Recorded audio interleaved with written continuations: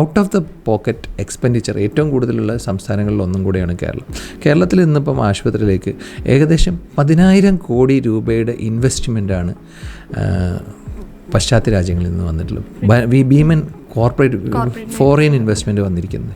അതിൽ തന്നെ black stone, KKR എന്ന് പറയുന്ന അതിഭീമന്മാരായ കമ്പനി, നമുക്ക് it's more than our imagination. They own almost half of the world. അവരാണ് കേരളത്തിലേക്ക് വന്നിരിക്കുന്നത്. They own all the companies.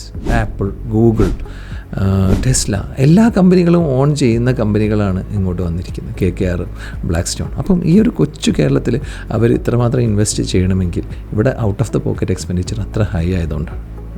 Invest ചെയ്യുന്ന പൈസ തിരിച്ച് എടുക്കാമെന്ന് ഉറപ്പില്ലാണ്ട് അവർ വരില്ല.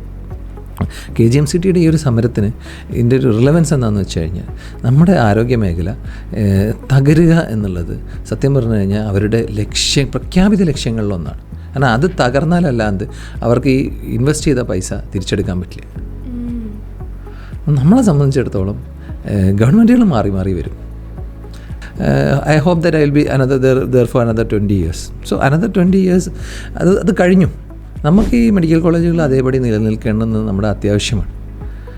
ഓരോരോ ഗവൺമെൻറ്റുകളെ സംബന്ധിച്ചിടത്തോളം ചിലപ്പോൾ അവർക്ക് 5 കൊല്ലം അവർക്ക് നോക്കിയാൽ മതി. നമ്മളെ സംബന്ധിച്ചിടത്തോളം ഇനി അത് കഴിഞ്ഞു.